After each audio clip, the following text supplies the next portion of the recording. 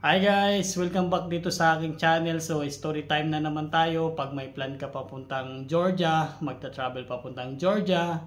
So, yung topic natin ngayon guys ay pag-uusapan natin yung paano magkaroon ng internet connection pag ikaw ay magta-travel sa Georgia, transportation ng Georgia, at saka at the same time isi-share ko na rin dito yung funds or yung money na gagamitin natin or allowance natin pag tayo nagta-travel sa Georgia. But before we will proceed to our topic, yun nga, meron tayong first vlog dyan. Sasabihin ko na rin dito, kung ikaw ay nag-aalala tungkol sa travel requirements papuntang Georgia, so meron na tayong vlog na ginawa dito sa ating channel. So puntahan mo na lang, especially pag ikaw ay nanggagaling sa Middle East.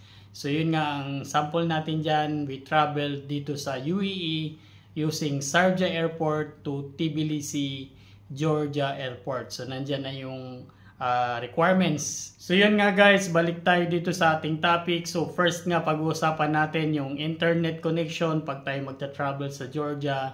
So, don't you worry guys, as of June 2025, itong travel namin ngayon. So, tulad ng sinasabi sa maraming nagbo-vlog, paglabas mo ng arrival area sa airport ng Tbilisi, Georgia, so nandun na lahat yung SIM na internet connection na nagtitinda. So halos palibot yun doon sa arrival, paglabas mo ng airport, ang daming nagtitinda ng SIM card, internet connection para magagamit mo pag ikaw ay nagta-travel sa Georgia. Like for example, dito sa UAE, meron tayong Du, meron tayong Etisalat, meron tayong Virgin. Pagdating sa Pilipinas, meron tayong Smart, Globe, Token Tech. So, ang daming SIM card. Ganun din sa Georgia. So, ang daming SIM card na pwedeng bilhin doon sa arrival hall paglabas mo ng airport. So, lahat nga ng sinasabi ko guys. So, palibot doon maraming nagtitinda ng SIM card. So yun nga lang, additional tip, so para kang nagsha-shopping ng SIM card kasi hahanapin mo talaga yung at least kahit yung mura na internet connection kasi marami naman doon mga package. So merong package ng 3 days, may package ng 5 days, may package ng 7 days. So depende kung ano yung preferred days na kailan ka mag-stay doon sa Georgia. So yun, iba-iba ang presyo, iba-iba ang network. But anyway, any network na ma-choose mo doon ay maganda naman yung signal. So isi-share ko dito yung network na napili namin, which is we choose 1 week. Pero ang stay lang naman namin doon ay 5 days. Naka-package na kasi. So kung pipiliin mo yung 7 days, mas mura siya. Unlimited internet connection at the same time unlimited calls. So yan yung kinuha namin sa murang price na nakuha namin. So additional tip lang, isa lang yung SIM card na kinuha namin or isa lang yung internet connection na kinuha namin. So dalawa lang naman kami nag-travel, so si Mrs. nag-hotspot na lang doon sa akin. So syempre kung kukuha ka ng dalawang SIM, so kung dalawa lang din naman kayo, pwede ng hotspot. But anyway, sinasabi ko na pwede namang hotspot para at least hindi na masyado magastos. But syempre, depende yan sa budget nyo at prepared budget nyo at ilan kayo. So di ko sure kung 3 or 4 kayo, kung mag-hotspot baka hihina yung signal. So di ko sure. But we experience dahil dalawa lang naman kami ni Mrs. So naki-hotspot lang siya but there is no interruption with the signal. So kahit nag-tour na kami dun sa mga bundok, yung internet connection wala naman siyang issue. So tuloy-tuloy pa rin naman yung signal. So makakapag-live ka doon, makakapag-upload ka ng video or picture. So yan yung internet connection pag ikaw ay nag-travel sa Georgia. So next na pag-uusapan natin dito, transportation. So katulad for example sa Pilipinas, kung meron tayong Uber, ang ginagamit na app sa Georgia is yung Bolt. So yung Bolt na yan, kahit doon mo na i-download yan sa airport kasi sa airport ng Georgia ay meron din namang free internet. So kahit doon ka na mag-download, kahit di ka pa nakakuha ng SIM card, pwede ka nang mag-download doon ng Bolt application for transport movement. So tulad ng sa atin, mas maganda kasi yung Bolt dahil talagang hawak mo na kung saan location yung pupuntahan mo.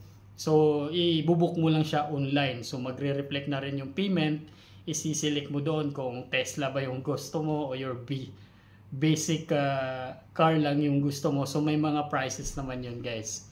So muli, uulitin natin, kahit pagdating mo sa airport, pupunta ka ng hotel nyo, pwede ka nang mag-download ng Bolt. So mag-registered ka lang, pwede mong i-connect yung credit card mo, pwede rin cash payment. Dalawang way na payment ng Bolt, either credit card or cash payment. So again, mag-registered ka lang, kahit sa airport to your hotel, pwede mo nang gamitin yung Bolt application. At saka pag namamasyal na kayo within the city, so mag-book ka lang ng Bolt. So yun, mamimili ka kung anong klaseng kotse ang gusto mo. May Tesla rin doon guys. So,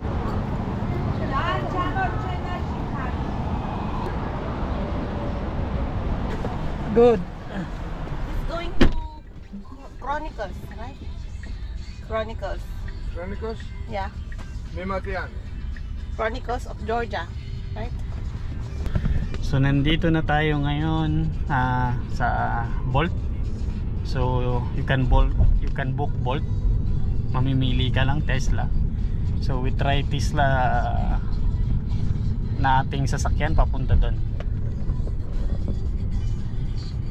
So last na topic na pag-uusapan natin ngayon, yung fund. So yun, before we fly to Georgia, nagpapalit muna kami sa UAE. So halos 500 gel yung pinapapalitan namin para at least in case may ready na kaming dalang gel. At the same time, meron din naman kaming dirhams. So yun nga, tulad ng sinabi ko nung una sa vlog natin, hindi naman kinakailangan sa immigration mag-present ng kung magkano yung fund. Hindi naman tinatanong. Yun ay pocket money lang namin. Pero yun, pagdating ng Georgia, you can use your credit card kahit hindi mo na gamitin yung cash mo. So sa transportation, sa hotel, sa restaurant, gumagamit ng credit card. Para at least hindi na rin hassle sa'yo kung mag-aano ka ng pera ng gel or lari ng Georgia. Pero just in case kung magpapapalit ka sa Georgia, so sa airport din maraming money exchange at within the city. So within the city of Georgia, marami ding money exchange doon. Kung meron kang dalang local currency from Philippines or Middle East, or kung meron kang dollar, so pwede ka ring magpapalit ng lari or gel ng pera ng Georgia within the city or within the airport. So maraming money exchange doon na pwede kang magpapalit. In my observation, wala namang scam doon sa mga money exchange. Marami akong nakikitang nagpapalit kahit doon sa mga within the city, mga maliliit lang na money exchange. So marami namang nagpapapalit ng pera doon na nakikita ko. So yun lang yung topic natin na pinag-uusapan ngayon guys with regards to transportation, yung Bolt nga at internet connection. So maraming SIM card dyan sa airport na nagbibenta ng SIM. So depende na lang sa prepared package na kukunin mo at the same time funds. So maraming money exchange kung saan pwede kang magpapalit kung kailangan mo ng cash doon sa Georgia. So maraming salamat sa inyong panonood dito sa aking channel. Huwag kalimutang mag-subscribe button below para updated ka for the next video. Maraming salamat. Bye!